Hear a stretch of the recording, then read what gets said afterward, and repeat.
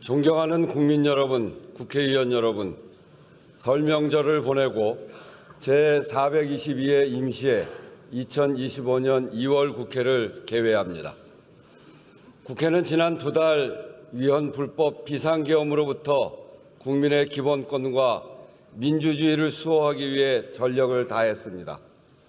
헌법적 절차에 따라 즉각 계엄을 해제시켰고 대통령을 탄핵소추했으며 국정조사를 실시하고 있습니다. 국회의 이 같은 대응을 바탕으로 대통령은 탄핵 심판을 받고 있으며 형사재판에도 회부되었습니다. 비상계엄의 선포의 책임을 묻는 일은 헌법과 법률에 따라 진행되고 있으며 앞으로도 그럴 것입니다. 헌정질서 회복을 위해 국회가 해야 할 일은 그것대로 해나가되 이제 국민의 기본권과 민주주의를 수호하는 국회의 활동은 민생을 돌보는 것에 방점을 찍어야 합니다. 민주주의는 국민의 삶으로 증명되어야 하기 때문입니다. 돌아보면 22대 국회는 임기 시작 후 석 달이 지나서야 개원식을 할 만큼 어느 역대 국회보다 가파른 여야 대치 속에서 운영되었습니다. 첨예한 갈등이 일상화된 환경이었고 비상계엄 사태를 감안하더라도 국회가 민생의 문제를 전면적으로 끌어안고 끈기 있게 밀고 나가지 못한 것은 매우 아쉽고 국민께 송구스럽습니다. 의원 여러분들께서도 이번 설 민심을 직접 들으면서 같은 생각을 하셨을 겁니다. 먹고 살기가 너무 힘들다. 차라리 폐업하는 게 낫겠는데 비용 때문에 그마저도 못하겠다. 도대체 언제 이 혼란을 끝낼 것이냐. 사는 게 힘드니 여도 야도 다 보기 싫다. 어느 한 말씀 국회와 정치를 향한 질책이 아닌 것이 없었습니다. 실제로 21대 국회와 비교했을 때 같은 기간 22대 국회는 더 많은 본회의를 열었지만 처리된 법률안은 오히려 적었습니다.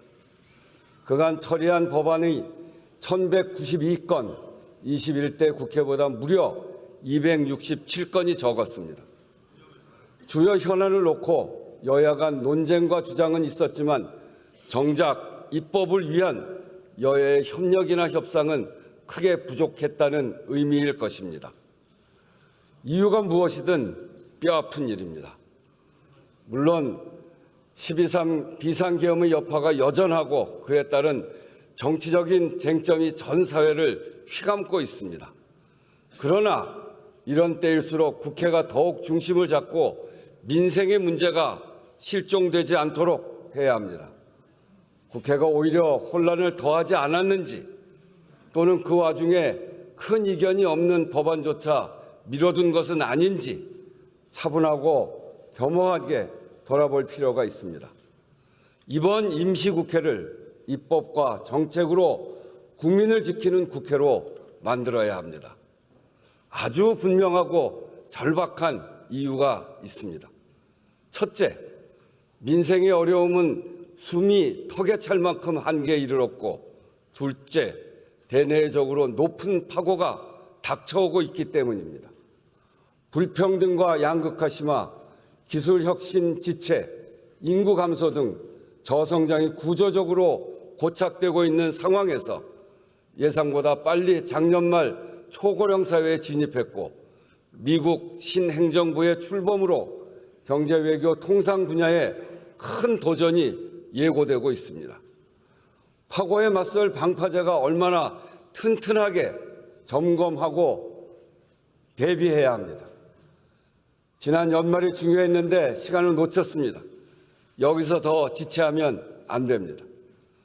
대통령 탄핵 심판 절차가 종료된 후에 정치 사회적 상황도 생각하지 않을 수 없습니다.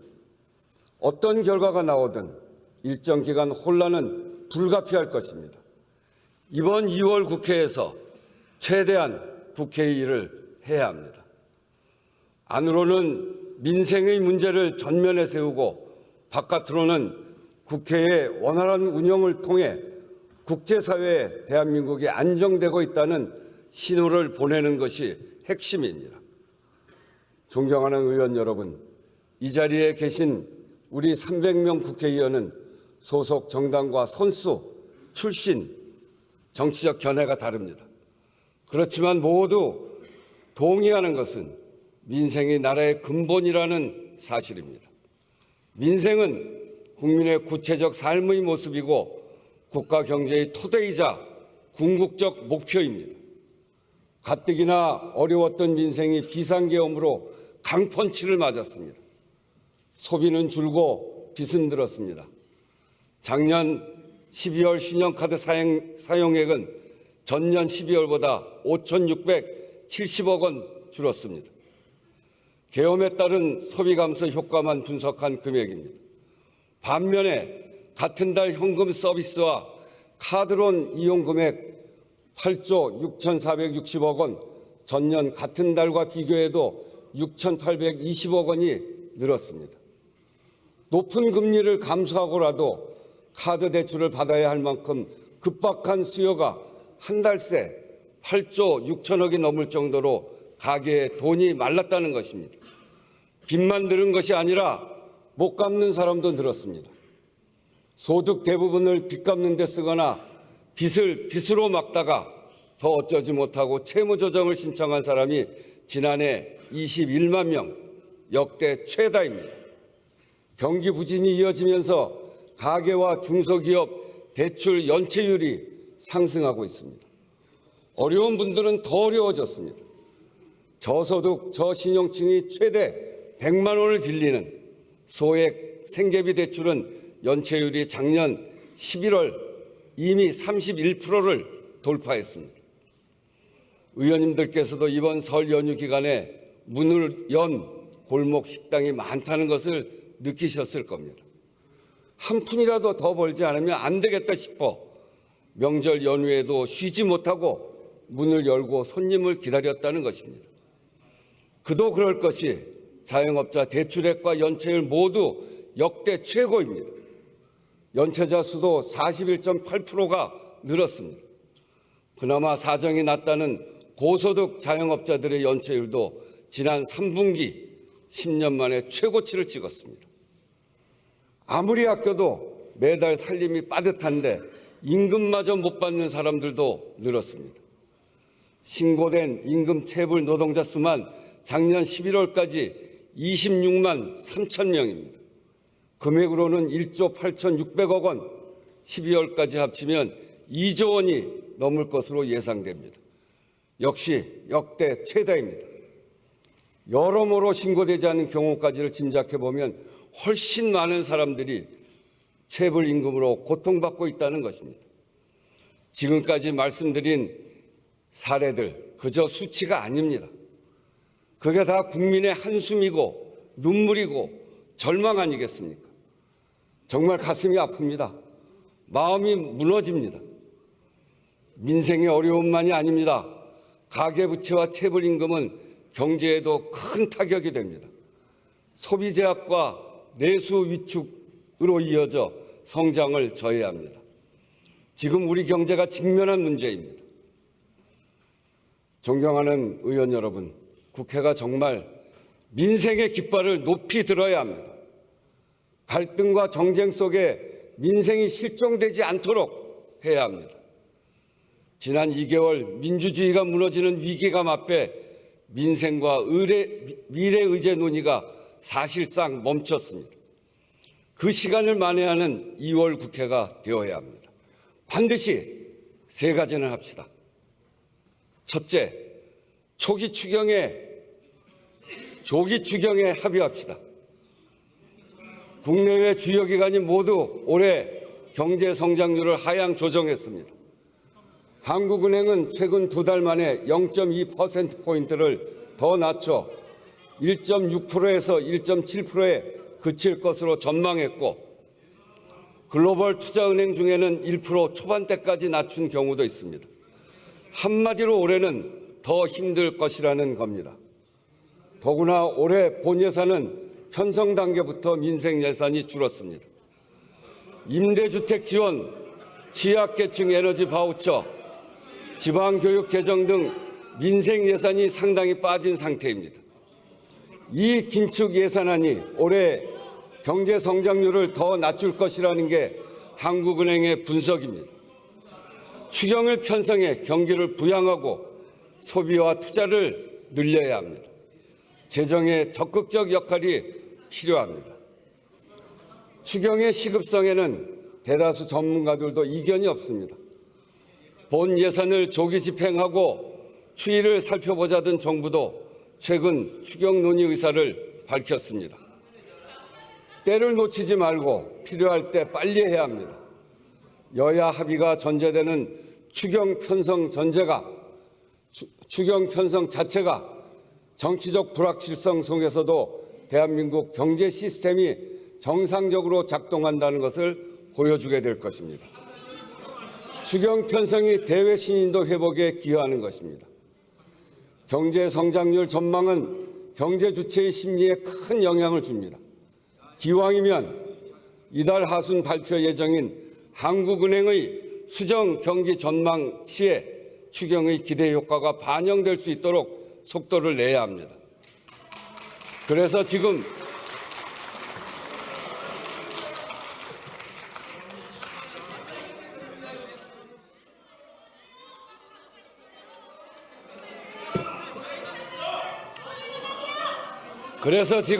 국회와 정부가 서둘러야 하는 추경은 민생 추경일 뿐 아니라 경제 심리 회복 추경, 성장률 방어 추경이고 국정 안정 추경입니다.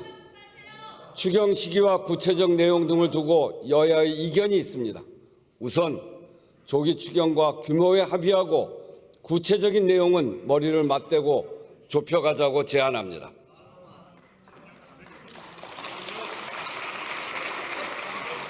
둘째, 민생입법에 속도를 냅시다. 국회는 지난해 여야 공통 총선 공약인 소상공인 부채 부담 완화, 육아 지원 강화, 딥페이크 성범죄 강력 대응 법안을 통과시켰습니다. 여야 갈등 속에서도 민생입법에 초당적 성과를 낸 좋은 사례입니다. 이번 임시회에서 더 진전된 모습을 국민에게 보입시다. 지금 각 상임위에는 민생에 절실한 법안이 다수 대기하고 있습니다.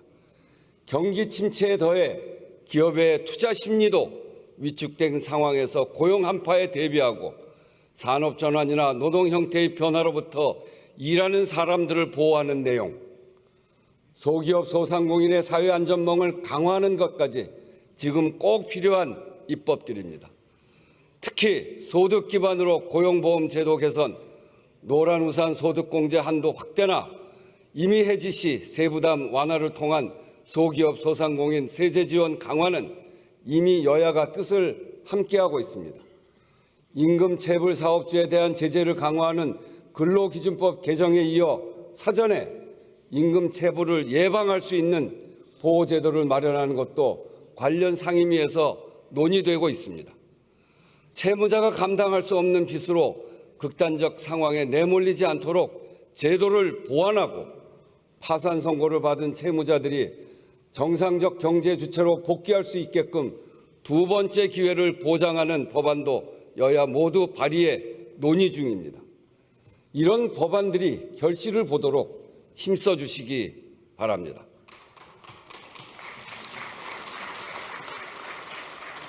근본적으로는 누구나 일한 만큼 대가를 받고 억울한 일 당하지 않도록 공정한 경제 구조를 만드는 것이 매우 중요합니다. 심각한 양극화는 그 자체로 성장을 가로막는 요인입니다. 기울어진 운동장을 고쳐야 경제도 앞으로 나아갈 수 있습니다.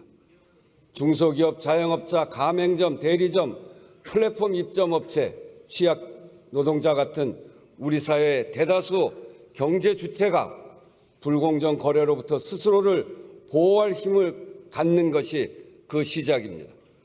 경제적 약자의 교섭권을 부여해 협상력을 높이는 교섭권 6법, 납품 대금 연동제 적용 범위를 확대하는 법안 등이 이미 오래전부터 논의되어 왔습니다.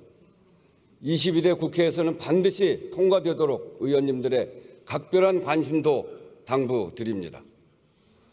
온라인 상거래가 일상화되면서 플랫폼을 이용하는 소비자와 이를 통해 생계를 영위하는 소상공인 자영업자가 크게 늘었습니다. 그런데 여기서 발생하는 다양한 분쟁과 피해를 예방, 해결할 수 있는 법제도 정비는 지연되고 있습니다. 티몬 위메프 사태 발생 당시 여러 건의 재발 방지 법안이 발의됐지만 지금까지 처리 안 된 것도 참으로 아쉽습니다. 건강하고 지속 가능한 플랫폼 생태계를 만들기 위해서라도 입법 논의를 서둘러야겠습니다. 아울러 12.29 제주항공 여객기 참사 특별법 제정, 피해자와 유가족에 대한 2차 가해를 방지하는 입법도 서둘러 주실 것을 당부드립니다.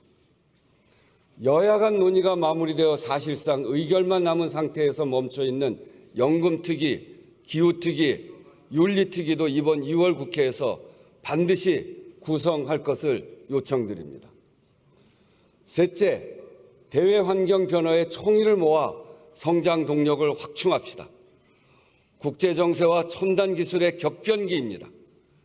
미국 신정부의 대내외 정책 변화까지 겹치면서 우리나라는 경제 안보 등 전방위적 도전에 직면해 있습니다.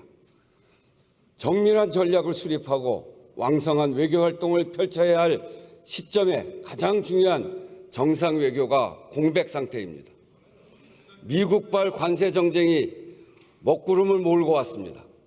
대미 수출을 위해 멕시코, 캐나다로 간 글로벌 기업들이 타격을 입게 되었고 중국에 대한 추가 관세는 우리의 중국 수출에도 영향을 미칠 것입니다.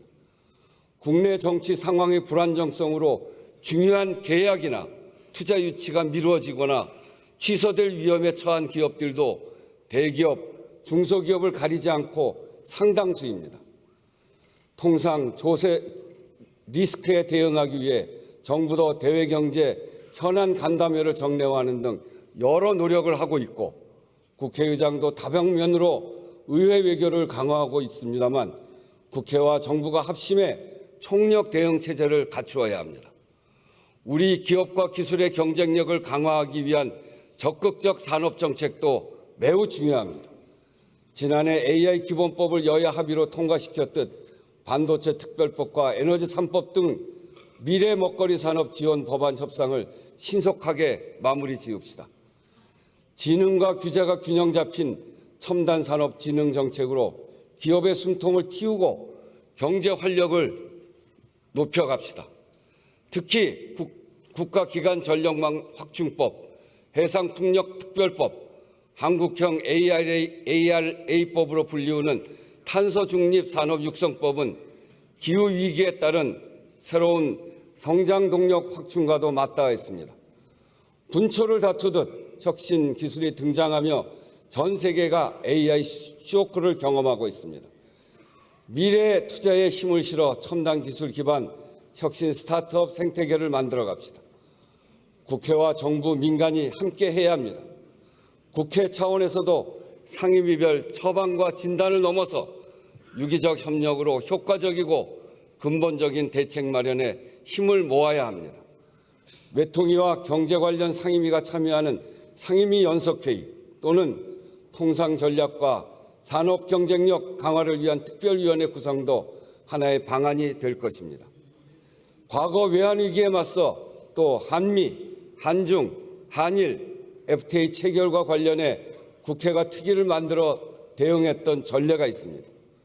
국회 각 부문의 유기적 협력 체계는 범국가적 대응의 기초를 마련하는 의미와 함께 각국의 경제안보 입법 전략에 대응해 우리 의회 외교의 자산을 강화하는 의미가 있을 것입니다.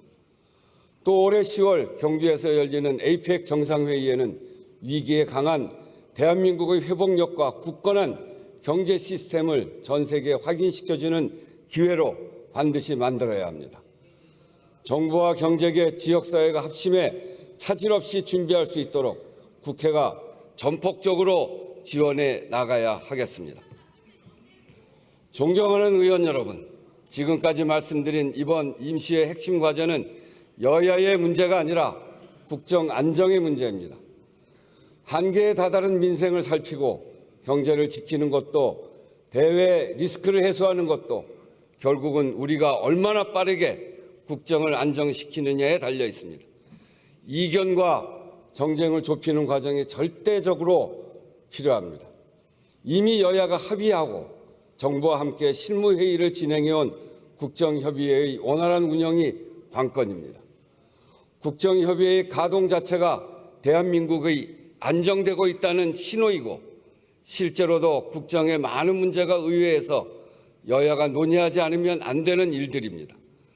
의정 갈등과 의료 개혁만 하더라도 내년도 의대 정원이 결정되는 4월까지는 가닥을 반드시 잡아야 합니다. 이달에 정원 문제 협의를 진척시켜야 의료 개혁 이슈도 점검할 수 있습니다. 가능한 빠른 시일 안에 1차 회의를 열어 추경 편성 논의부터 시작하고 민생 경제 입법과 산업 통상 이슈에 함께 대응해 나갑시다. 초당적 의제에 대해서는 국정협의회를 통해 큰 틀에서 방향과 원칙을 정리하고 국회 각 상임위에서 이를 구체화해 나갑시다. 정부와 여야 정당의 적극적이고 책임 있는 참여를 요청합니다. 이번 비상계엄 사태를 겪으면서 우리는 민생, 경제, 외교, 안보 모두 굳건한 민주주의 위에 뿌리 내리고 있어야 한다는 것을 절감했습니다. 국회가 민주주의 최후의 보루로서 신속한 계엄 해제를 통해 국민을 안심시켰듯이 지금의 위기를 극복하고 불안한 국민의 삶을 안정시키는 데 국회가 앞장서야겠습니다. 국민의 삶이 벼랑 끝인데 이걸 붙잡지 않고 국회가 어떻게 존립할 수 있겠습니까? 의원 여러분, 우리 그 일을 함께 합시다. 우리 모두 힘과 지혜를 모읍시다. 국민 여러분, 여러모로 어려운 시절입니다. 이 모든 것이 결국은 민생고로 수렴됩니다. 국민 여러분께 정말 송구합니다. 그렇지만 조금만 더 힘을 내주십시오. 함께 힘을 내서 이 어려운 시절을 함께 돌파해 나갑시다. 우리는 돌파해낼 수 있습니다. 어려운 위기 때마다 국민이 나서서 위기를 돌파해냈고 위기 극복 DNA가 전 세계에서 강한 나라라 하는 것을 우리가 입증해냈습니다. 이제 국회가 조금이라도 국민에게 위로와 희망이 되기 위해 더 노력하겠습니다. 함께 노력합시다. 경청해 주셔서 감사합니다.